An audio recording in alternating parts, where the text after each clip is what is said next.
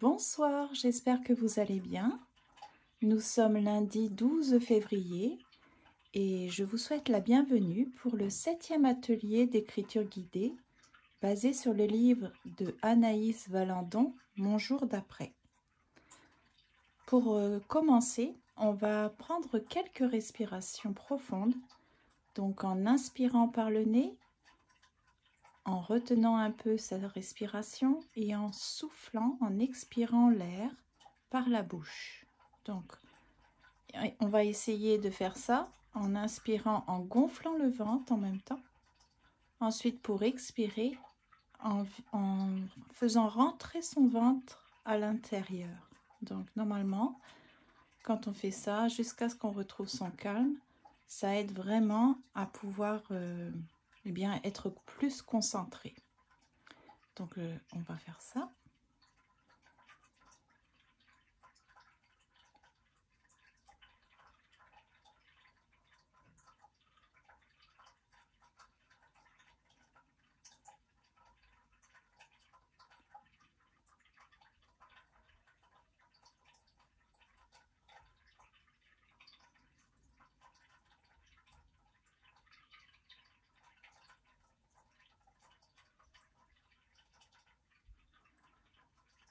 À présent, on va prendre un petit bout de papier et on va écrire ce qui nous préoccupe afin de pouvoir jeter à la poubelle, une poubelle virtuelle, tout ce qui pourrait nous empêcher de bien rédiger. Alors, ça pourrait être au niveau physique, par exemple, on reprend la liste des questions. Est-ce que vous avez envie de pleurer, de crier, de vous énerver? Qu'est-ce que vous ressentez? Est-ce que vous avez l'estomac qui vous serre ou le cœur? Est-ce que vous avez peur d'écrire? Est-ce que vous ne savez pas quoi écrire? Est-ce que au niveau de l'appétit, vous avez faim ou au contraire, vous avez mal à l'estomac? Etc. Donc, je vous encourage à écrire ce que vous avez et ressentez.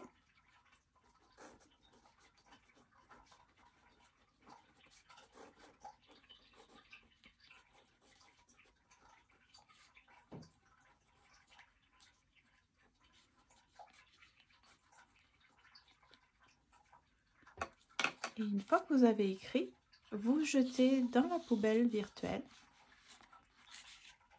pour que cela ne vous embête pas pour votre rédaction. Ensuite, vous prenez donc votre carnet et puis on va... Est-ce que je sépare? Oui, je vais prendre une page, une nouvelle page. Voilà. Donc, on va écrire la date. Aujourd'hui, donc on a dit qu'on était le 13. Nous sommes au mois de février et on est en 2024. Et le thème, c'est la peur de réussir. Donc, la peur de réussir.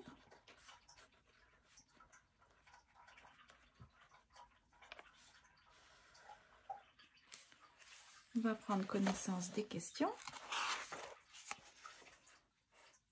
Bien que la peur d'échouer soit courante, la peur de réussir peut être également handicapante. Oui, l'inconscient peut bloquer certaines situations de peur de réussir. Pouvez-vous décrire un moment, un instant où vous avez réussi et que vous avez été jalousé, envié? Par exemple, quand j'avais 8 ans, j'ai gagné toutes les billes de mes copines à la récréation et elles ne m'ont plus parlé pendant plusieurs jours.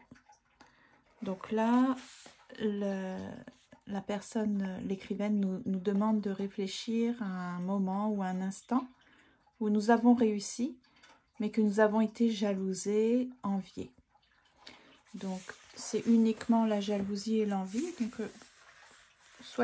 prenez la liberté de décider si vous avez envie de parler d'un autre événement qui a conduit à une autre réaction, pas forcément que la jalousie ou l'envie. Ça peut être aussi la moquerie, le rejet. Qu'est-ce que ça pourrait être? La comparaison. En tout cas, vous avez réussi, et puis les réactions n'ont pas été positives. D'accord? Bonne rédaction.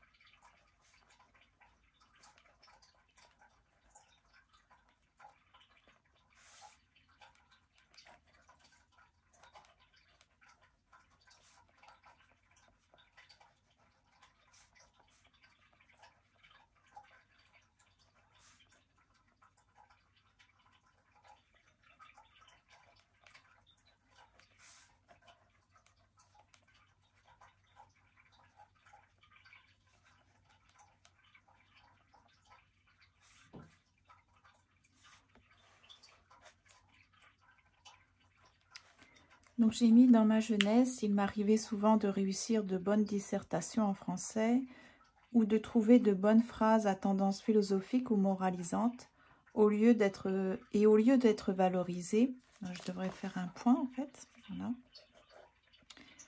Donc je vais créer 2 phrases, ça sera moins lourd. Au lieu d'être valorisé et encouragé à développer cet art, c'est mal écrit, je ne me suis pas relue, j'ai plutôt ressenti une certaine gêne, une mise à l'écart, car peu de jeunes parmi mon entourage n'aimaient jouer avec les mots. Je ne pense pas que ces taquineries, on va dire voire moqueries à la fin, l'étaient par jalousie. Je pense qu'elle l'était davantage par incompréhension. C'est ça, quand on est trop différent. Bon, maintenant, on a fait beaucoup de progrès, mais c'est vrai qu'à mon époque, je trouve que on n'avait pas vraiment l'ouverture à tout type de personnes, de personnalités. C'était assez... fallait tous rentrer dans le même moule. Ok, donc là, j'avais mal écrit,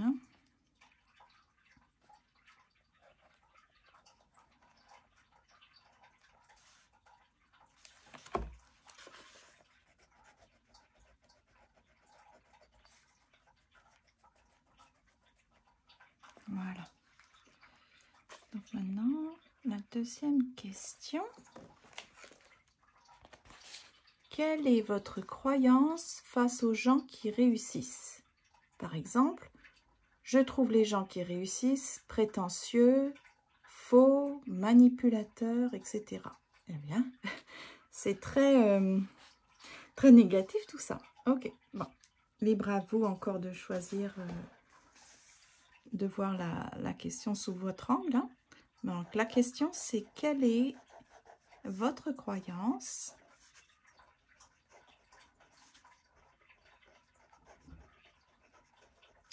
face aux gens qui réussissent?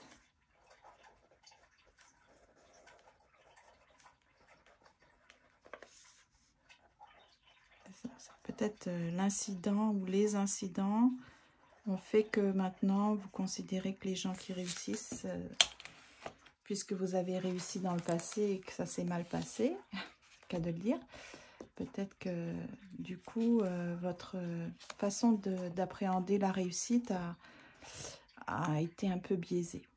Ok.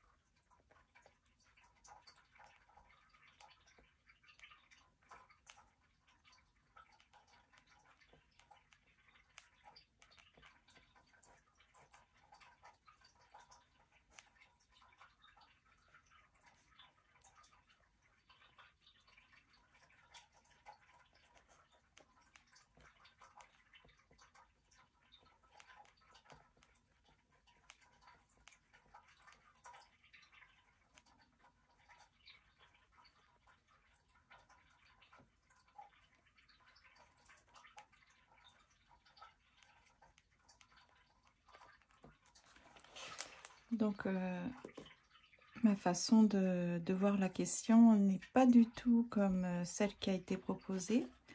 Moi, c'est plutôt positif, je dirais.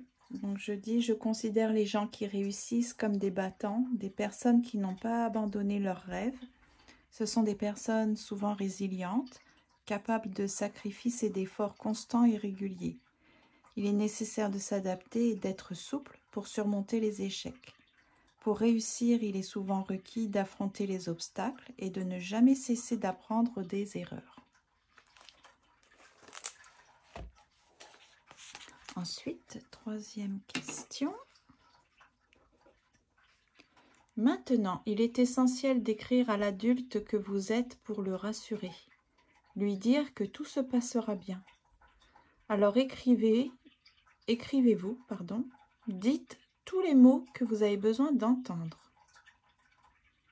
Donc c'est ça, c'est part du principe que comme on a eu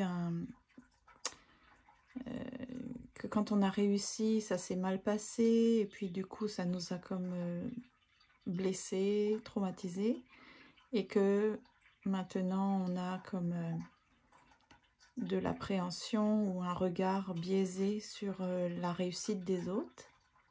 Ça nous fait peur en fait, voilà. Et donc là, elle considère qu'il faut qu'on s'écrive des phrases, des mots que nous avons besoin d'entendre en tant qu'adultes. Donc, on va mettre ça. Donc, quels sont les mots? Quels sont les mots ou les paroles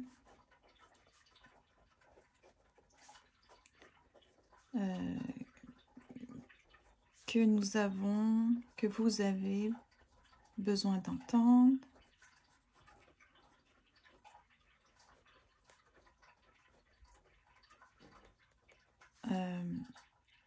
En étant adulte. Donc, des mots, des phrases. Est-ce qu'il y a d'autres questions? Non? Oh! Alors là, je pense que je vais c'est pas de la triche, mais un peu. C'est-à-dire que je vais aller chercher du matériel qui m'aide beaucoup. J'ai beaucoup de matériel, vous savez, avec des phrases, soit pour m'aider à bien commencer une journée, ou alors pour me valoriser, pour m'aider à prendre confiance, à avoir plus d'estime de soi, faire du bien autour de moi.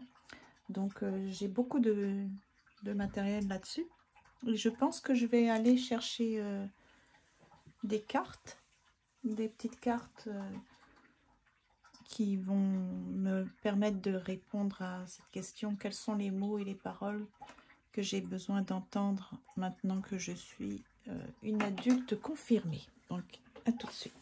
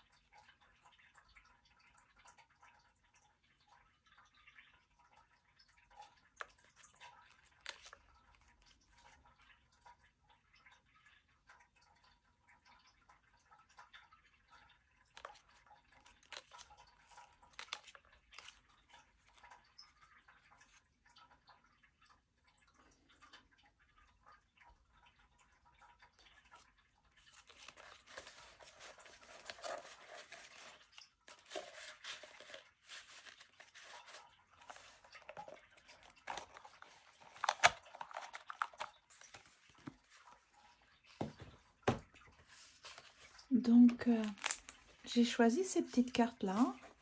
Je vais les recopier. Donc, je vais les recopier, puis je vais m'arrêter sur ce que ça dit à chaque fois. Donc, j'ai choisi « J'ai le droit d'être respecté ». Si l'autre me manque de respect, j'ai aussi le droit de m'en éloigner. Même si cela me fait peur au début, je me laisse une chance d'être aimée pour qui je suis par quelqu'un d'autre. Donc ça, j'ai besoin d'entendre que j'ai le droit d'être respectée. J'apprends à m'auto-complimenter. Avoir une parole impeccable commence par soi. Même si cela me paraît difficile au début, je continue et j'observe ce que je ressens jusqu'à ressentir de la fierté. Donc, je pourrais dire, je suis fière de toi, je te respecte. J'ai le droit au bonheur, même si cela me fait peur et même si j'ai l'impression que le bonheur n'est pas fait pour moi, ce n'est qu'une impression. Je suis née pour me révéler et partager mes dons au monde. Je me parle à moi-même comme à mon meilleur ami. C'est ça, hein, souvent, avant de dire quelque chose même sur nous, de nous juger en fait, il faut se poser la question, est-ce que je dirais ça à mon meilleur ami ou à ma meilleure amie ou à mon enfant? Donc souvent on se dit des choses vraiment dures. Donc c'est très important de se poser la question, est-ce que ça c'est quelque chose de constructif? Est-ce que ça va me faire du bien? Donc voilà, quels sont les mots que j'ai besoin d'entendre? Ce sont des mots qu'un ami ou une amie me dirait. Si je ne me sens pas assez digne pour me parler avec bienveillance, pourquoi les autres devraient-ils en faire autant? Ne suis-je pas parfois mon pire juge? J'apprends à avoir une parole impeccable, autant pour moi-même que pour les autres. Et je suis pleinement responsable de ce que je ressens. Malgré toutes les critiques que je peux recevoir, l'autre n'a aucun pouvoir sur moi, sauf celui que je lui donne. Tout ce que je ressens vient de moi. J'ai donc le pouvoir de ressentir aussi les situations différemment. Donc, je pourrais dire, par exemple, je vais synthétiser, je ne vais pas écrire ça, finalement, je vais écrire vraiment les paroles que j'ai besoin d'entendre. Donc, c'est par exemple, je vais les écrire. Donc, c'est, tu es digne de respect. Si j'avais besoin d'une parole, ça serait ça. Tu es digne de respect.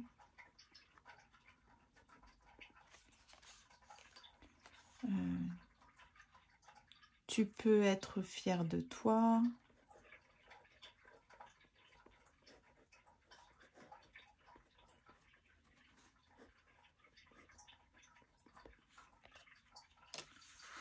J'ai droit au bonheur.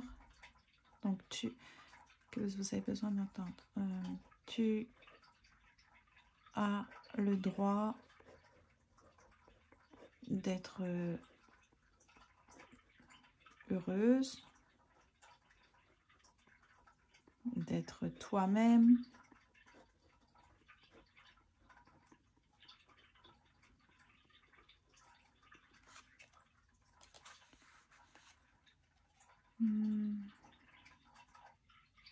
Donc, si j'avais un ami ou une amie, je voudrais lui dire quelque chose de gentil. Donc, ce serait par exemple, la fameuse phrase qu'on dit aux enfants, hein, tu es capable, tu es aimable, donc digne d'être aimé.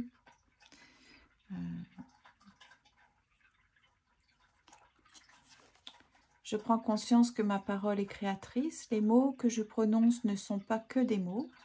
Ils ont le pouvoir de guérir ou de blesser.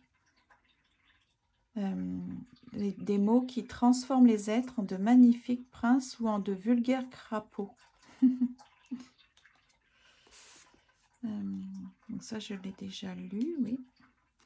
Je fais attention à mon dialogue intérieur. Donc, tout ça, ce sont des phrases que j'essaie de bien assimiler pour me montrer que par mes mots, je peux aussi me valoriser, me faire du bien et éviter de me juger trop durement. comme je le ferais avec une amie, quelqu'un que j'apprécie, je ne vais pas la blesser. Je me protège de mes jugements qui me font sentir mal. Voilà, donc quand je prends conscience que tous mes jugements sur moi-même ont peut-être grandi en moi comme une graine qui ne m'appartient pas. C'est très joli ça. Donc il faut déraciner ces graines-là, hein, ces plantes qui ont germé en nous et qui nous font du mal. Quand je me dis je suis nulle, comment puis-je être sûre que cela vient de moi? Ben oui, souvent c'est vrai que c'est dans l'enfance, donc c'est à nous d'étudier notre dialogue intérieur. Qu'est-ce qu'on se dit? Comment est-ce qu'on s'évalue? Comment est-ce qu'on se juge? Parce que parfois ça vient de loin, hein, et ce n'est pas vrai. Quand c'est négatif, ce n'est pas vrai souvent. Donc, si j'avais envie d'entendre des paroles valorisantes et qui me feraient du bien, ce serait oui, tu es digne de respect, tu peux être fier de toi, tu as le droit d'être heureuse, d'être toi-même, tu es capable, tu es aimable, etc. Donc, j'espère que vous avez trouvé de belles paroles à vous dire, comme d'imaginer que quelqu'un puisse vous dire de belles paroles qui vont vous faire du bien. C'était assez court ce soir, mais c'était intéressant. Alors, en résumé, est-ce que vous avez réussi à écrire? Si oui, comment est-ce que vous vous sentez maintenant? Est-ce que c'est beaucoup mieux? Donc, on continue. Est-ce que c'est toujours pareil? Donc, est-ce que c'est parce que vous n'avez pas tout écrit sincèrement? Si c'est le cas, essayez de reprendre la question et de répondre vraiment en vous libérant de tout ce qu'il y a dans votre esprit sur ce sujet. Et puis, on recommence la semaine prochaine. Si vous n'avez pas réussi à écrire, pourquoi? Est-ce que c'est parce que vous avez manqué de temps? Est-ce que vraiment vous avez envie d'aller mieux? Et on prend rendez-vous avec soi-même dans notre agenda pour pouvoir écrire. Est-ce que c'est parce que vous n'avez pas envie? Alors parfois c'est parce que vous avez peur de quelque chose. Est-ce que vous avez peur de ce qui va ressortir? Et puis si c'est le cas, c'est intéressant d'aller creuser, d'aller voir mais de quoi est-ce qu'on a peur? Et puis à chaque fois on recommence la semaine prochaine. Et la semaine prochaine c'est un bilan. On va faire un bilan. Donc comme d'habitude, je mettrai à quel moment je pose la question pour que vous n'ayez pas forcément l'obligation de tout écouter la vidéo si vous trouvez que c'est trop long ou si vous n'avez pas le temps tout simplement. Comme ça vous permettra d'accéder immédiatement à la question. Donc c'était un plaisir. J'espère que vous allez passer une bonne soirée. Et je vous dis à demain pour l'atelier d'art-thérapie. Au revoir et à demain.